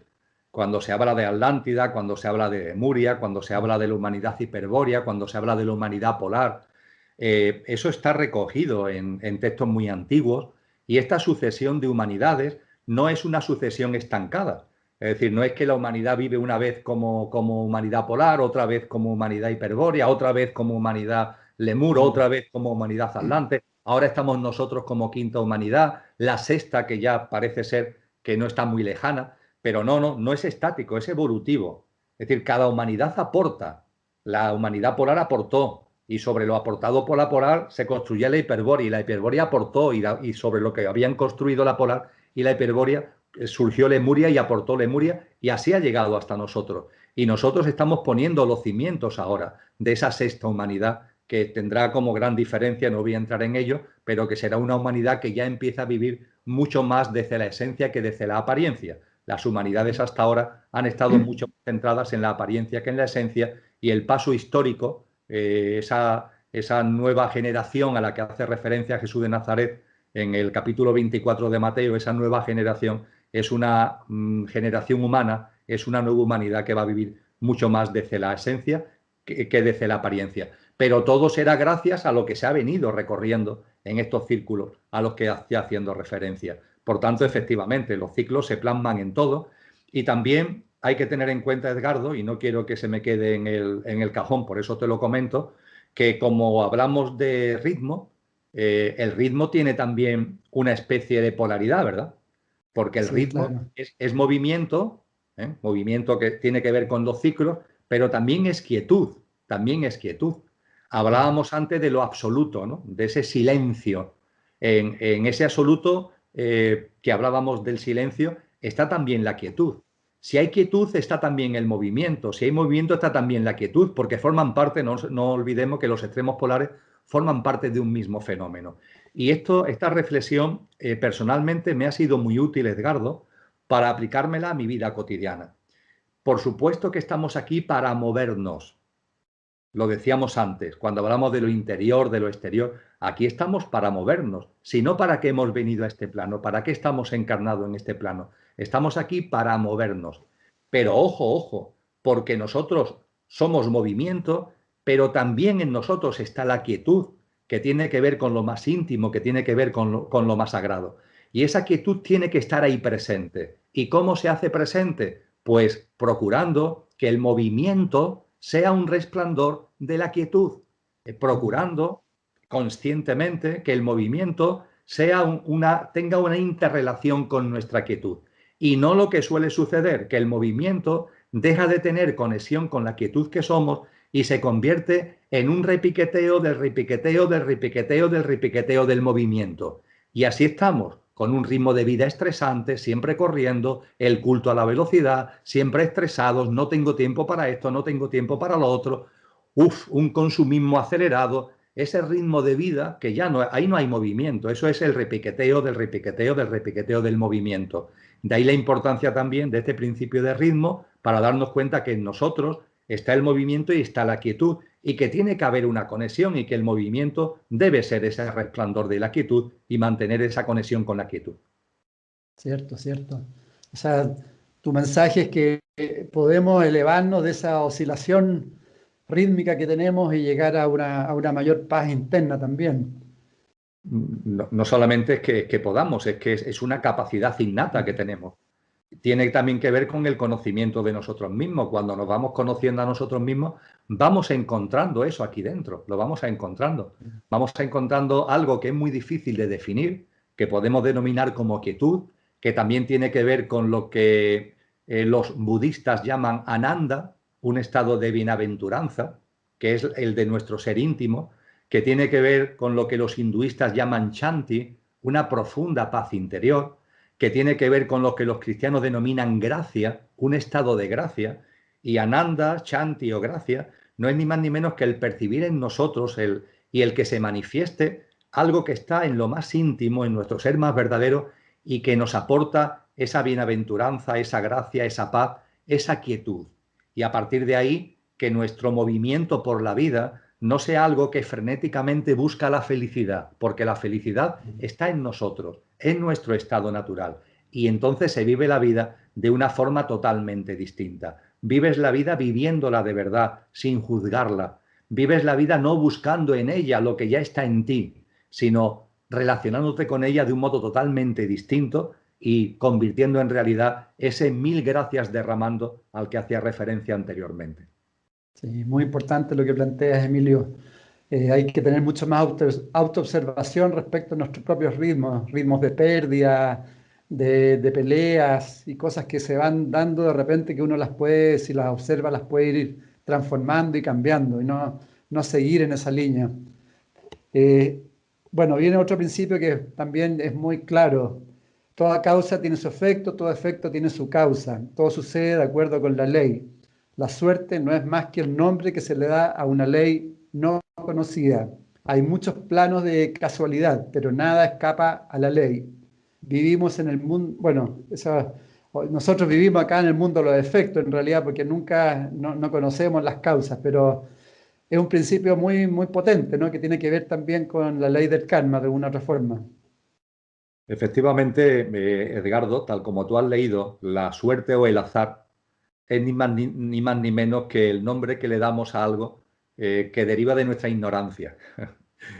Claro que hay unas relaciones de causa y efecto. La vida entera, la tuya, la mía, la de todas las formas de vida, es una continua sucesión de causa y efecto. Diariamente, cotidianamente, a cada momento, estamos siendo causas de efectos, por acción y por omisión, por acción y por omisión. Y los efectos se van desplegando. Unos efectos duran más tiempo, otros efectos duran menos tiempo. Y las causas-efectos se van concadenando en una cadena continua. Cuando observamos nuestra vida, podemos ver que hay efectos que están aquí, hay efectos que han desaparecido y hay efectos, y esto tiene que ver también con algo importante, que es lo que los orientales denominan el karma, porque la ley de causa y efecto en el ámbito oriental también se le denomina la ley del karma. ¿Qué significa esto, Edgardo? Significa que como continuamente somos causa de efectos, yo tengo aquí un ratón del ordenador, si lo dejo caer y va al suelo, pues se rompe. ¿La causa cuál ha sido? Que yo lo he dejado caer. ¿El efecto cuál ha sido? Que se ha roto. En cualquier caso, ese efecto, ¿qué duración tiene? Bueno, en lo que a mí respecta, el tiempo de comprar un ratón nuevo. En no demasiado tiempo ese efecto habrá desaparecido. Hay efectos que duran más tiempo, ¿verdad? Por ejemplo, si una persona tiene un hijo, eso no es algo que vaya a desaparecer. Tú tienes hijos, yo tengo hijos, y los hijos, que son una bendición, por supuesto, no son algo que surge en un momento determinado y desaparece, sino que te acompañan toda tu vida, ¿no? La causa de tener hijos todos lo sabemos cuál es, y el efecto te acompaña toda tu vida. Y te enseña la ley de causa y efecto aplicada al ser humano, que hay efectos que te acompañan a otra vida, a otra vida. Tienen tal intensidad que no terminan en esta vida. Eso es el karma. Por ejemplo, yendo a unas situaciones muy extremas, si tú asesinas a una persona, eso tiene un efecto inmediato y es que has matado a una persona, le has quitado la vida a otro ser vivo. Pero para ti que eres el asesino, eso tiene un efecto que tiene tal intensidad que te va a acompañar a la otra vida. No es algo que vaya a concluir con esta vida. Cuando desencarnes de lo que hoy eres, cuando desencarnes del Miguel o de la Carmen que hoy eres, en la siguiente encarnación eso te va a acompañar y se va a hacer presente.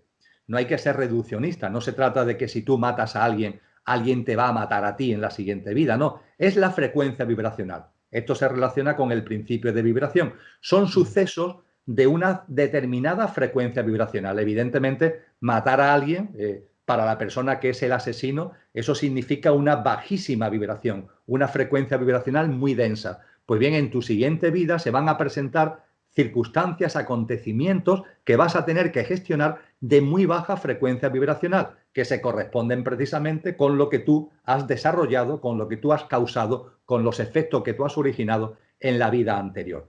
Igualmente ocurre con si en lugar de matar a alguien, le salvas la vida a alguien. Eso va a acompañarte como un efecto, en este caso no de baja frecuencia vibracional, sino de alta frecuencia vibracional, que aparecerá en sucesos, circunstancias, en tu siguiente vida. Es por lo que se habla de karma positivo y de karma negativo, ¿no? Según la frecuencia vibracional, la densidad o sutilidad de la frecuencia vibracional que te vaya a acompañar a la siguiente vida.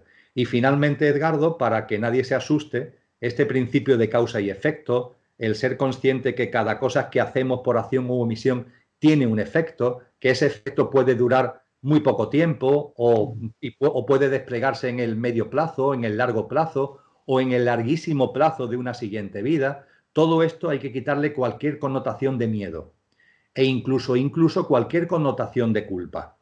¿Por qué existe el karma? Porque el karma es una oportunidad. El karma no es un castigo. En Occidente hay gente que dice, el castigo del karma. No, no, el karma no es un castigo. El karma no tiene que ver con la culpa, no tiene que ver con el castigo. Karma es un término sánscrito cuya raíz es kri y significa creatividad. El karma es creativo porque es la oportunidad que tienes en una nueva vida de gestionar algo que tiene la misma frecuencia vibracional pero con mayor conciencia. Es como cuando en esta vida física, no entre vidas, sino en esta vida física, los psicólogos te dicen, oye, eso que tienes ahí, ese comportamiento, ese temor, eso que tienes ahí, se puede deber a una sombra de algo que has vivido en tu infancia, en tu adolescencia o posteriormente y que tienes ahí guardado. Y lo tienes guardado ahí, en lo que a veces en psicología llaman el inconsciente o incluso, vete a saber, hasta en el subconsciente. Y tienes que sacarlo. Es lo que llaman la sombra, ¿no? Saca la sombra, hay que buscar la sombra, porque esa sombra no la ves, pero te está influyendo en tu vida. Y lo que tenemos que hacer, nos dicen los psicólogos, es sacar la sombra y una vez que la pones sobre la mesa, esa sombra se diluye. Bien, pues analógicamente es distinto, pero analógicamente se lo podemos aplicar al karma. Si tú en una determinada vida has hecho algo como, por ejemplo, matar a una persona, eso ha dejado una huella en ti, inevitablemente, ineludiblemente, en la relación de causa y efecto. Y lo mejor que puede pasar es que en la siguiente vida eso se haga presente. Con lo que el karma no es un castigo, es una oportunidad para que tú ahora, desde una nueva visión, desde un nuevo estado de conciencia, lo gestiones de una manera más armónica, más equilibrada y diluyas esa sombra kármica que estaba ahí presente. Sí, excelente. Yo creo que se puede sacar la enseñanza también de lo que tú dices, que tenemos que autoobservarnos permanentemente, porque una causa pequeña de repente puede generar efectos grandes en el tiempo sin darnos cuenta. Entonces, estar mucho más atento a lo que nosotros vamos generando, ¿no? Y sabiendo, Edgardo, que no se trata de que haya predeterminismo, porque hay gente que me dice, bueno, Emilio, si todo lo que vivo, si miro para atrás, todo deviene de un suceso de causa y efecto. Es decir, finalmente, por ejemplo, incluso la forma que tenemos de andar por la calle o de sentarnos en una silla, si tuviéramos toda la información, veríamos que finalmente tú te sientas hoy en una silla o caminas por la calle más derecho o más encorvado debido a una relación de causa y efecto que viene de muchos años para atrás. Entonces hay personas que me dicen, Emilio, que eso es predeterminismo, es como si todo lo que estuviera sucediendo ahora ya estuviera predeterminado. No, no es así, no es así. Primero porque todo eso no lo ha hecho nadie por ti, eres tú mismo contigo mismo. Es decir, todo lo que estamos hablando no es que alguien te lo imponga, no es que alguien lo determine, eres tú con tus actos. el que estás dibujando, el que estás creando tu vida. Sí. Y ese es el salto que hay que dar, claro. No verlo como una especie, insisto, de losa, sino verlo como una oportunidad, la comprensión de la relación de causa y efecto de la ley y el principio hermético de causa y efecto te quita una venda de los ojos, te ayuda a tener una comprensión más fuerte de la vida y desde luego incrementa tu responsabilidad. Conlleva autoobservación y conlleva responsabilidad. Y el darte cuenta, como se dice en el Ho Oponopono, que tú eres responsable de tu vida al 100%. Al 100%. Esto que somos tan dados a culpabilizar a otros, a responsabilizar a otros de lo que te pasa, no. Tú eres responsable de tu vida al 100%. Y si tuvieras capacidad de autoobservarte, lo reconocerías y te darías cuenta. Y te darías cuenta además de que lo que eres ahora lo puedes ir transformando porque somos creadores y tenemos esa capacidad creadora. Y eso se materializa en el momento presente a través de la relación de causa y efecto. Ser hoy día causa de aquellos efectos que quieres tener en tu vida. Ser hoy día causa de esos efectos que quieres tener en tu vida.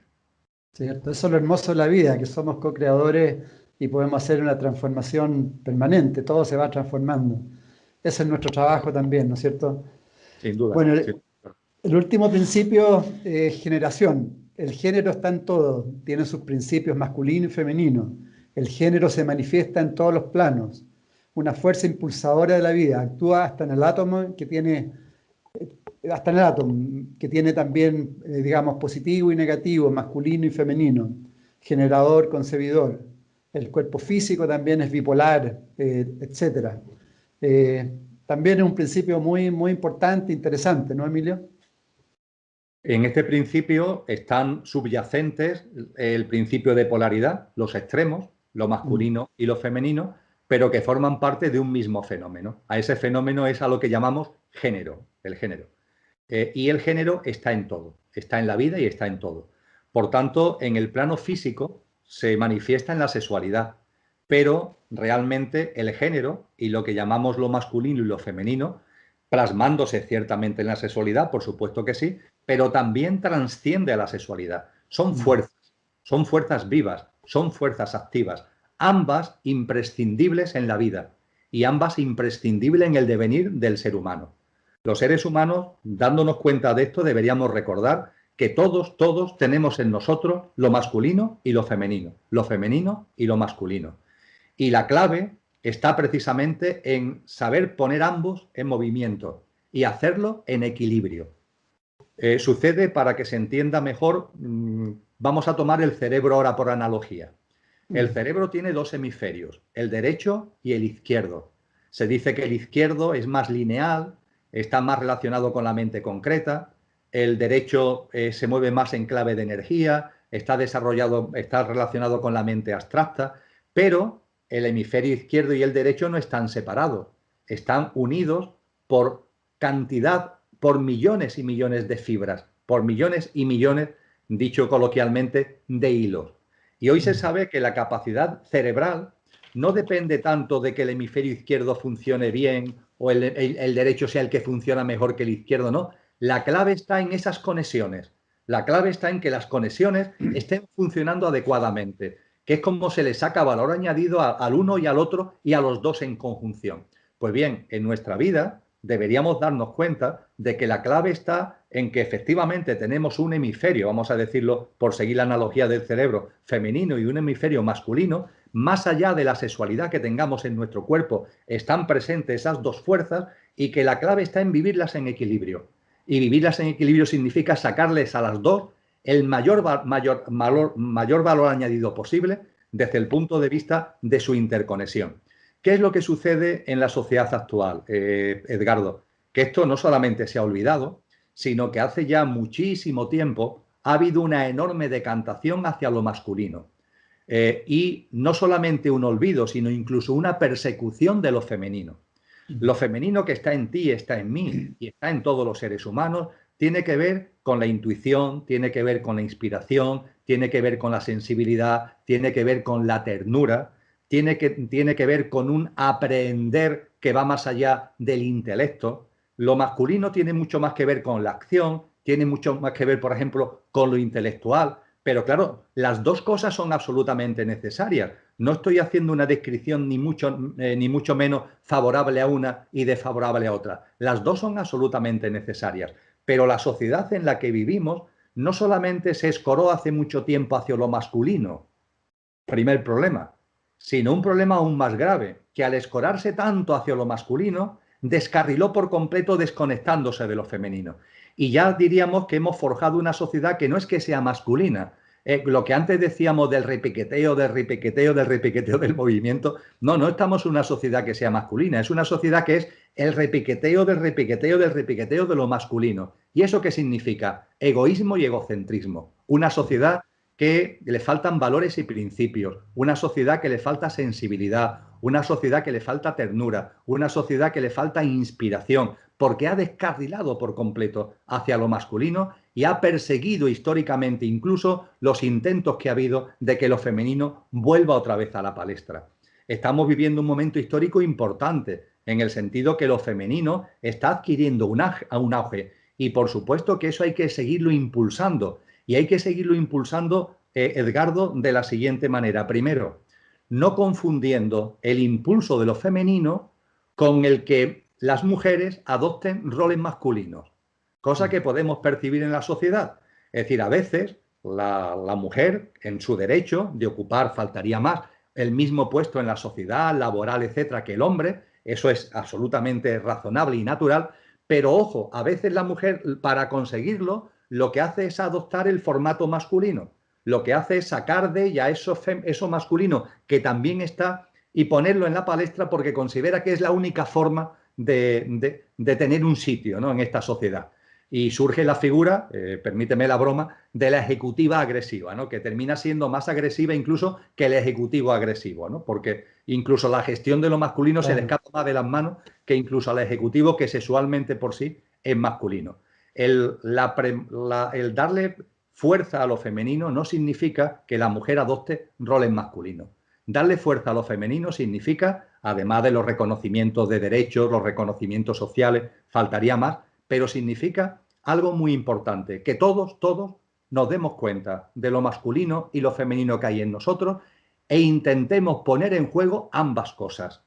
Yo no soy menos masculino porque intente impulsar en mí la ternura, la sensibilidad, la intuición o la inspiración. Yo por eso no pierdo masculinidad. Todo lo contrario, le doy a mi masculinidad una forma nueva de plasmarse y una forma nueva de aportarse. Y cuando desde lo masculino le damos su sitio a lo femenino, se consigue ese valor añadido. Y cuando desde lo femenino se le da el valor a lo masculino, se consigue ese valor añadido. Es un equilibrio, es un justo medio del que hablábamos anteriormente cuando citábamos los principios polares, los extremos polares, que es fundamental. Es el yin y el yang en perfecta conjunción.